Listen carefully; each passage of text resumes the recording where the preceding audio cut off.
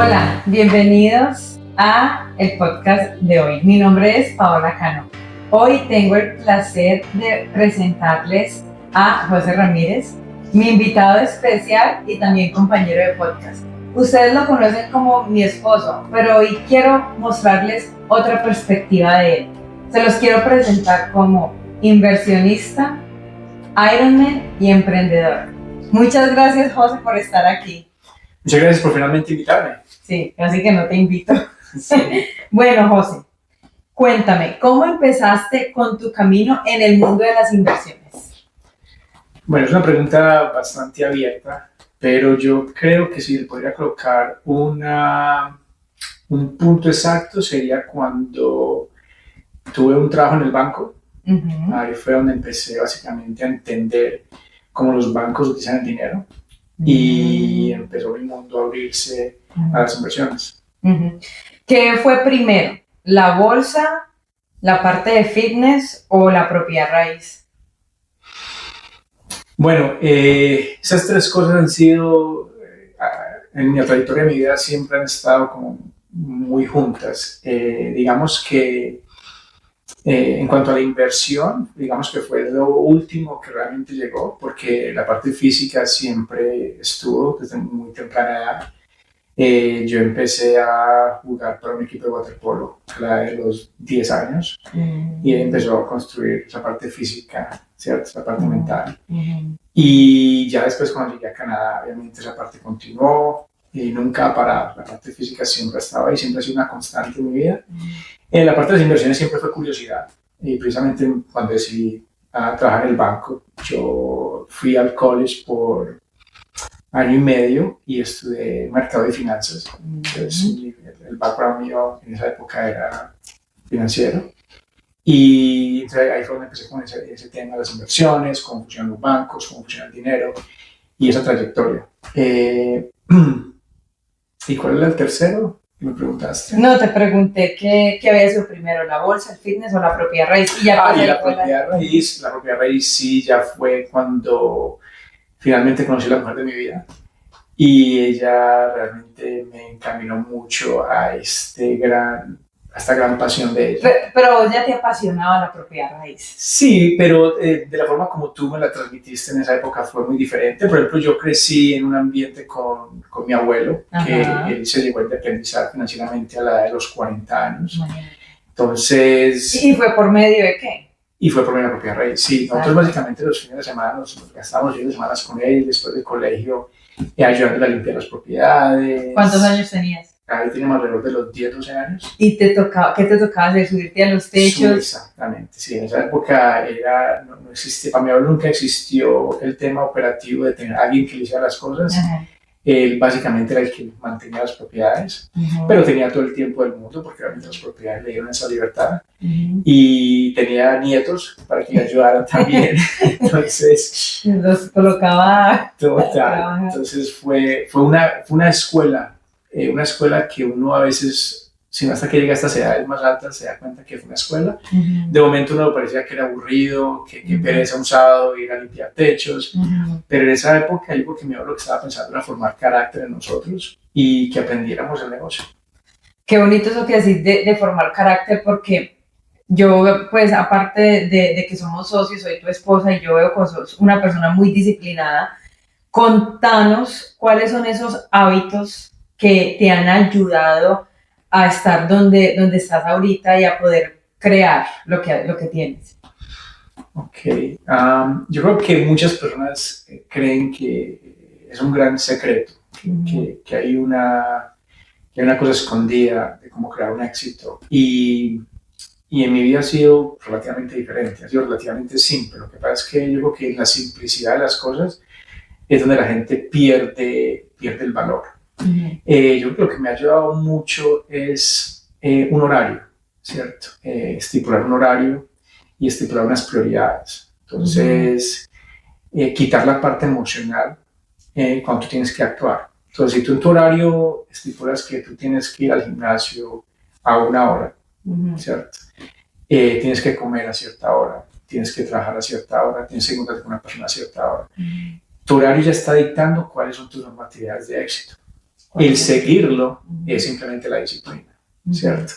Entonces, siempre cuando tú estipulas eso, y ya es un tema ya es de tiempo, que en el tiempo es donde las cosas se van dando, los frutos. Hay muchos ejemplos de personas que quieren ver las cosas ya, ¿cierto? Pero lo bueno requiere tiempo, es como una planta. Tú siembras la semilla el día de hoy, pero si tú no la mantienes, si tú no estás permanentemente echándole agua, ese fruto no va a crecer. Lo mismo es para nuestras vidas. La forma como yo he logrado adquirir ciertos éxitos es constantemente mantener un horario, y ese horario tiene una prioridad. Ahora, muchas personas dicen que ese horario, pues, tiene que tener cierta flexibilidad porque la vida cambia. Para darte un ejemplo, por ejemplo, en nuestras vidas fue, yo estaba acostumbrado a entrenar en la mañana, que pues era la hora más indicada, pero apenas tú tienes hijos, ese horario hay que modificarlo. Hay que modificarlo, ¿cierto? Y entonces, ¿qué sucede con muchas personas? Que ellas utilizan estas situaciones como una justificación de ya una excusa. O una excusa de ya no hacer la acción. Pero la acción siempre tiene que estar ahí, simplemente tú tienes que ahora colocarla en otra parte de tu horario. Entonces, por ejemplo, cuando a mí me sucedió esto, no era ya no puedo entrenar, era ok, ya me va a tocar entrenar a una hora que no es conveniente para mí, porque tiene que ir después del trabajo, de estar más cansado, de pronto me da pereza. Va a ser un tema emocional un poquito más difícil de combatir, pero al final del día eso es lo que te mantiene en ese camino, te mantiene en esa disciplina. Porque le has dado la prioridad. Porque exactamente, porque esa prioridad la he puesto ahí. Entonces es una combinación entre tener tu horario y entender que tiene que ser flexible porque la vida cambia y darle esas prioridades. Pero siempre saber que lo primordial, lo fundamental no es, no lo puedes, ¿cómo se dice por ahí la palabra? Como sacrificar. Sí, como sacrificar o tratar de negociar. Tú no puedes negociar tu salud. Al final del día tú tienes una sola salud, un solo cuerpo y eso es primordial. Sí, eso ahí hablas como de tu mentalidad y tu disciplina. Hablando de eso, ¿tú qué consejo le darías a una persona que está buscando invertir por primera vez, pero no tiene mucho tiempo ni mucho dinero? Excelente pregunta, y es más, dentro de la pregunta está la respuesta. Porque yo le diría que la razón por la cual no tiene dinero y tiempo es por la cual debería invertir. Porque la inversión es lo que te va a traer ese tiempo y ese dinero. Primero, esos son los prerequisitos para invertir. Una persona con tiempo y dinero no necesita invertir, porque ya adquirió lo que el dinero, lo que las inversiones le dan. Es decir, muchas personas se obsesionan con inversiones, pero las inversiones no tienen ningún fundamento.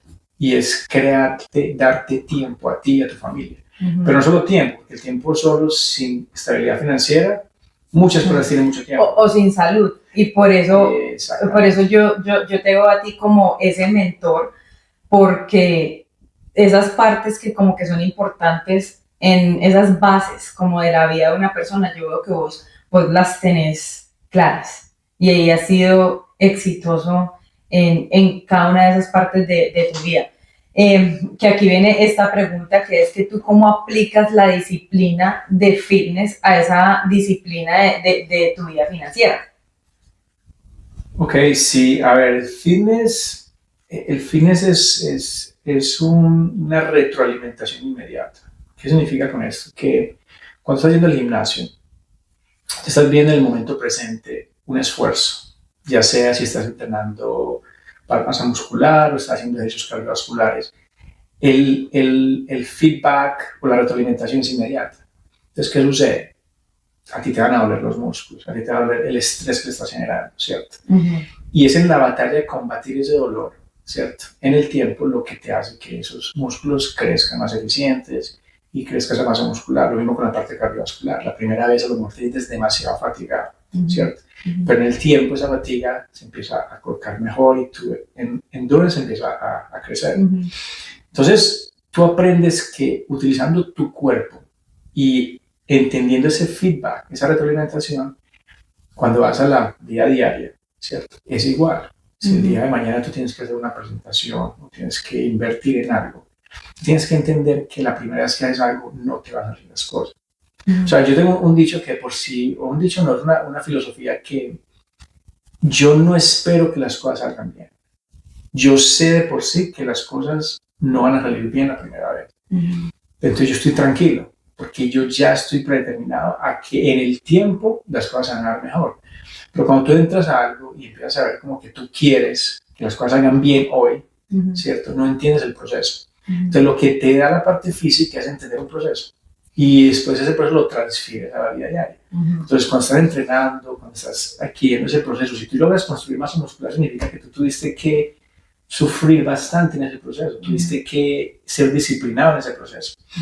Entonces, lo mismo para la vida diaria. Yo muchas veces, que para que me estoy extendiendo un poquito aquí en la pregunta, cuando era entrenador personal y tenía clientes que de por sí son muy buenas personas en el tema industria de negocio.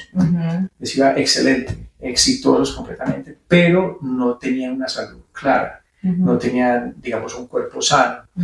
Y me preguntaban, José, ¿cómo hago? Y yo les decía, usted tiene la herramienta, usted ya tiene la herramienta porque esa misma herramienta que usted utilizó para obtener ese éxito en tu industria y en tu carrera, es la misma herramienta que se utiliza acá. Lo que pasa es que tú actúas diferente, tú quieres actuar como empresario, te quedas trabajando hasta tarde, trasnochas y le meten el tiempo.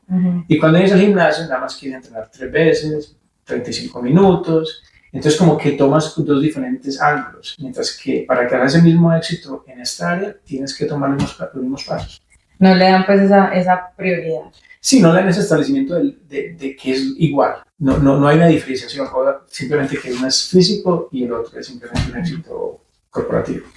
Ahora, como ya cambiando de tema y entrando al tema de la propiedad raíz, ¿qué fue lo que te atrajo de la inversión en propiedades? Primero vamos a hablar de eso, después vamos a hablar de la bolsa de valores, pero ¿qué fue lo que primero te atrajo a invertir en propiedad raíz?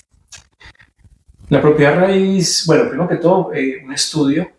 Yo empecé un libro que me sugirió un tío mío, José Arenas, Padre Rico, Padre Pobre. Es un fundamento, es un libro muy fundamental, es un libro que te habla como si fueras un niño. ¿Sí? No tiene terminología supremamente alta, es una terminología muy básica. Y es un libro que te enseña, básicamente desde el principio, es fácil de leer.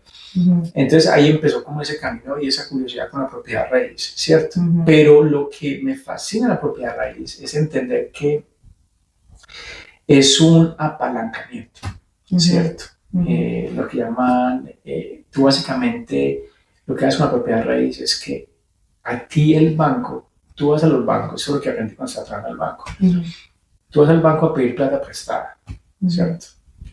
A ti el banco te presta la mayor cantidad de dinero nada más por una cosa, y es cuando quieres comprar vivienda.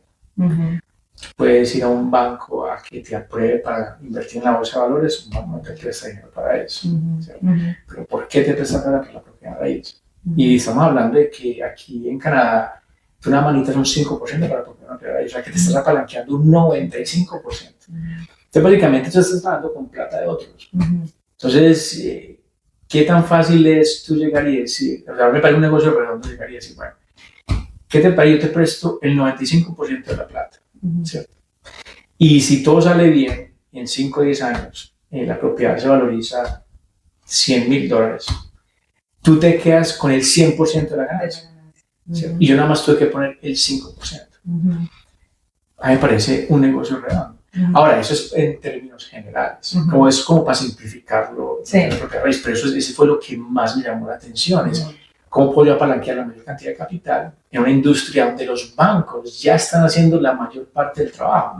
Cuando tú pones a pensar, a ti el banco tiene que aprobar esa propiedad, ¿cierto? El banco no va a invertir ese dinero en cualquier tipo de propiedad. Entonces, obviamente podemos hablar más a fondo de lo otro, pero para responder tu pregunta fue eso, fue el apalancamiento. Eso fue lo más fascinante de la propiedad raíz para mí. ¿Qué tipo de propiedades prefieres tú y por qué una, digamos, en cuanto a inversión? ¿Qué es lo que, en tu opinión, sería lo ideal para una persona que esté buscando invertir en propiedad raíz? Pues bueno, ya al final cuando dices buscando invertir en propiedad raíz es diferente. O sea, hay dos tipos, a ver, hay dos tipos de inversión. Está la inversión que es una inversión tangible, numérica, ¿cierto? Que simplemente se hacen los cálculos, los números, y tú llegas a un porcentaje de retorno y basado en el retorno tú tomas la decisión de invertir en esa propia raíz, como los multiunidades. Multiunidades, lo que tú haces la diferencia entre comprar un multiunidad. ¿Qué es un multiunidad para de pronto la gente que no sabe? Sí, para explicarle a tu audiencia, una multiunidad es básicamente, digamos, un edificio con varios apartamentos, ¿cierto? Que pueden variar entre de 2 a 50, 100 a 200, ¿cierto? ¿Qué diferencia eso a ir a comprar simplemente una casa y rentarla, ¿cierto? Lo que tú haces es diversificar el riesgo. Entonces, ya hablamos del apalancamiento, que es un factor supremamente primordial para la propiedad raíz. Ahora vamos a hablar de la diversificación del riesgo. Entonces, ¿qué sucede? Yo cuando tengo una propiedad donde tengo varios inquilinos, ¿cierto? Varias personas me pueden desocupar la unidad, ¿cierto? Y yo todavía sigo recibiendo, monetariamente recibo capital por los otros inquilinos que están pagando. Entonces todavía se logra cubrir muchos de los gastos de la propiedad, ¿cierto? Mientras que si yo tengo nada más una propiedad con un solo inquilino, y por ese motivo no tiene que ser nada malo, mucha gente dice que tus inquilinos simplemente la vida les cambia, las familias crecen, trabajan en otros lugares y simplemente tienen que irse por esos motivos. Y tú muchas veces no puedes rentar la propiedad inmediatamente, ¿cierto? Nosotros vivimos en ese ambiente día a día y sabemos que por sí hay un promedio entre 30 y 60 días que toma rentar la propiedad. Bueno, esos 30 y 60 días son 30 y 60 días que el dueño de esa propiedad tiene que pagar una hipoteca. Los gastos. Y eso es un gasto. Entonces muchas veces en ese corto tiempo se te da mucha del retorno que esa propiedad te generó durante esos años.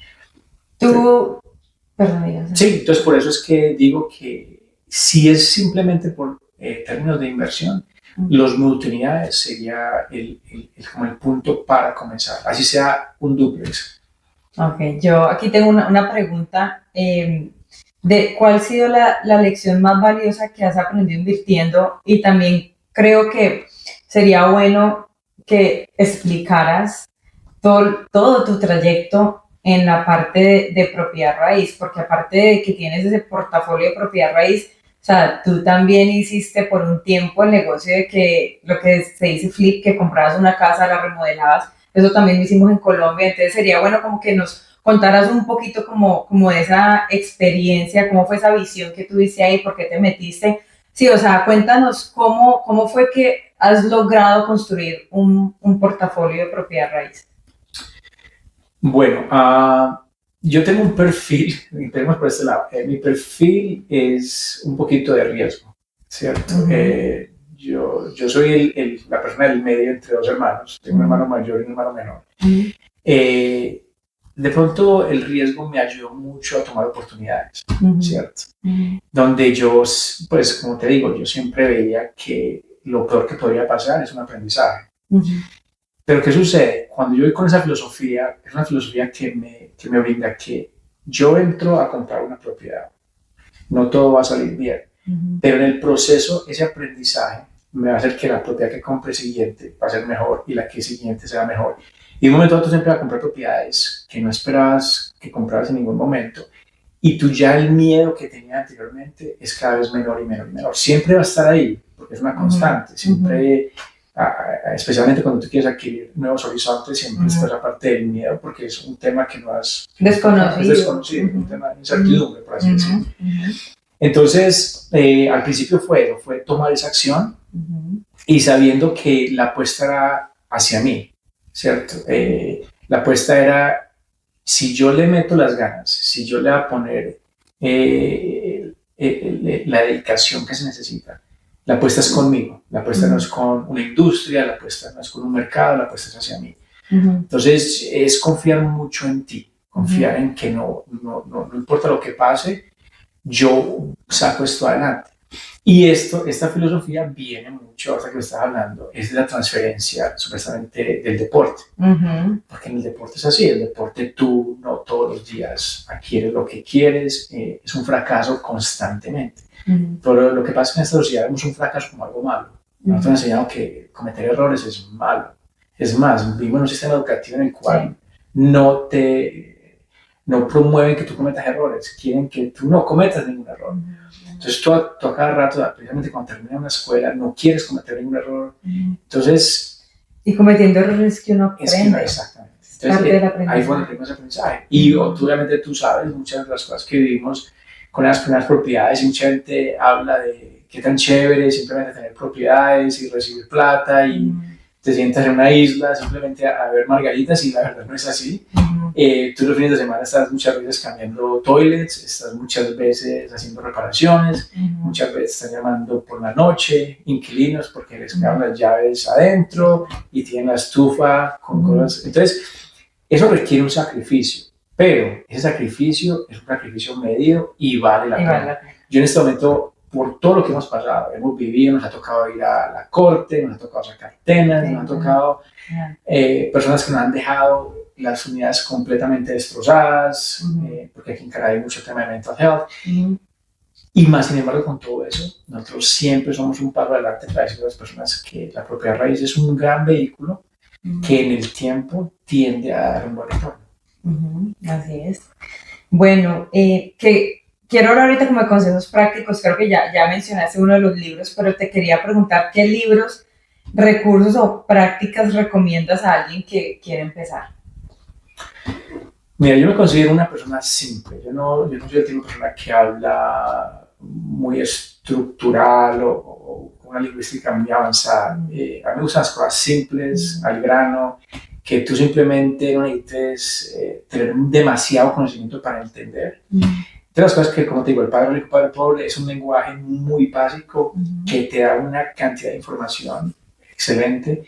El Hombre Más Rico de Babilonia es otro libro que, sobre todo para una persona que quiera estabilizar sus finanzas, entender que es una estructura. O sea, si el día de mañana tú quieres tener una libertad financiera, quieres proveer para tu familia, tener tiempo, y también hacer lo que te gusta, porque es que yo no pienso que simplemente porque tú tienes plata y ya tienes estabilidad financiera, ahora te sientas a hacer nada. Yo pienso que nosotros venimos a este mundo a vivir un propósito de vida. Sí, todos venimos a hacer algo, ¿cierto? Y mientras más libre eres, más cosas quieres hacer, que es lo más chistoso. Lo que pasa es que muchas veces vivimos del trabajo y no nos damos esa oportunidad de realmente hacer lo que queremos. Entonces desconocemos que lo que queremos es estar haciendo cosas, pero vivimos en un trabajo que no queremos hacer, y entonces pensamos que si el día de mañana tenemos plata, nos mantendríamos en una isla sin hacer nada. Eso es una ilusión. Y eso es una ilusión, realmente no es así. Antes más ocupado me mantengo ahora que cuando tenía un trabajo de 9 a 5, ¿cierto? Y esos fundamentos son fundamentos que se adquirieron leyendo este tipo de material. ¿Qué errores comunes ves en nuevos inversionistas? Querer todo ya, querer todo muy fácil, no entender el proceso de la planta, ¿cierto? El hecho de tú primero la tienes que colocar el seed, tienes que la semilla, plantarlo, mantenerla y continuar haciendo eso así tú no veas mayores recompensas, ¿cierto? Hay un punto muy, en finanzas, un punto muy bueno que llaman el punto de equilibrio. Que tú piensas que tú haces y no se ve ningún cambio realmente representativo. Y de un momento a otro hay una curva exponencial, se llama the slide edge, una curva hacia arriba. Y eso se adquiere simplemente en la acumulación de estas actividades que finalmente explota, hay una explosividad, ¿cierto? Y yo creo que eso es una filosofía que de por sí se aplica para tu vida y para las personas que esta sociedad hoy en día o esta juventud de hoy en día ha crecido de pronto con las cosas muy fáciles, se les ha dado muy fácil. Entonces piensan que así va a continuar siendo, y no es correcto. O sea, las cosas requieren un tiempo. Todo lo que valga la pena requiere un esfuerzo. Y sí, como te digo, es personas que quieren tener un retorno rápido y no quieren colocar el tiempo. Ahora, cuéntame un poco de la bolsa de valores. ¿Por qué decidiste entrar en ese mundo que no es fácil? ¿Qué te inspiró? ¿Cómo te educaste? O sea, ¿por dónde empezaste? Bueno, entonces hablamos de lo que es la propiedad raíz, que es un apalancamiento, ¿cierto? Sí. Después hablamos de diversificar el riesgo, ¿cierto? Con los tenants. pues bueno, también con el grupo de activos, tú no puedes estar invertido todo en un solo lugar, porque por más bueno que sea una inversión, nosotros vivimos en una economía, y la economía vive ciclos económicos, y hay altos y hay bajos, hay recesiones, hay depresiones, ¿cierto? Entonces, no importa en el vehículo en que tú estás, esos vehículos van a entrar en ciertos ciclos económicos, pero normalmente no todos entran en el mismo ciclo en el mismo momento. Entonces tú quieres que cuando de pronto la propiedad raíz esté en un bajón, tu portafolio de inversión esté en un alto. Entonces tú vas balanceando tus inversiones. Entonces fue como para empezar a diversificar un poco. Entonces muchas veces lo que empezamos a hacer fue refinanciamos una propiedad. Entonces aquí en Canadá refinanciar significa extraer capital o lo que llaman equity de la propiedad, y ese equity lo puedes relativamente sacar y ponerlo en otro activo. Y fue así que dije yo, bueno, ¿dónde lo pongo? Porque el dinero de por sí solamente tiene una función, y esto es lo que nos cuesta a nosotros. Y la función del dinero no es gastar. Esa es de pronto la ideología de muchas personas. No tiene dinero para gastar, no. El dinero es para invertir, y lo que te genera el dinero cuando estás trabajando, si es para el gasto. O sea, eso es uno de los principios que está en el libro de Padre Rico, Padre Pobre. ¿Cierto? Que tú primero pones el dinero a trabajar, cuando el dinero está trabajando, lo que genera el dinero, eso sí sirve para el gasto. Lo que pasa es que nosotros brincamos ese paso y vamos de la creación al gasto. Entonces, por eso nunca realmente tenemos algo significativo. Entonces, fue ese paso de entender, ok, bueno, ¿qué otro activo es bueno para acumular dinero? Y básicamente, lo que pasa es que es una industria, lo que es la industria de valores, es una industria que tiene un lingo muy profundo, y de pronto las personas se sienten intimidadas con el lingo que maneja las finanzas, ¿cierto? Pero es como un lenguaje. Apenas tú aprendes ese lenguaje, no es nada del otro mundo. Es tú simplemente comprar compañías buenas. Por ejemplo, muchas personas me dicen, José, pero ¿cómo arranco invirtiendo? Y yo, muy sencillo, es que tú estás invirtiendo todos los días. Lo que pasa es que estás en el otro lado de la moneda. Que es de consumidor. Como consumidor.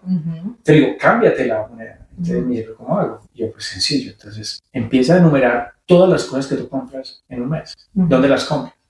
Y empieza a invertir en las compañías. Entonces, ¿dónde es el mercado? Yo compro el mercado en Costco. Compra acciones en Costco. Entonces, ¿qué pasa? Cada vez que estás gastando plata en Costco, estás generando dinero para ti, porque tú estás contribuyendo para que esa compañía crezca, y por este lado, cuando esa compañía crece, tu portafolio de inversión sube, porque tú estás comprando sus acciones. Y así va con todo. ¿Qué tipo de tenis te pones? Nike. Entonces, ve e invierte en Nike. Entonces, tú empiezas como con un portafolio, lo que llaman un discretional portfolio, de discreción, que son con las cosas que tú te gastas tu dinero. Y ahí te empiezas a mojar en el mercado. Y es como todo. Nadie te va a decir a ti, yo no creo que exista la primera persona que diga, no, mira, tienes que comprar esto y esto, y vas a ser exitoso de ahora en adelante, ¿no? Todo en la vida, tú entras al mercado a aprender, a untarte, a experimentar.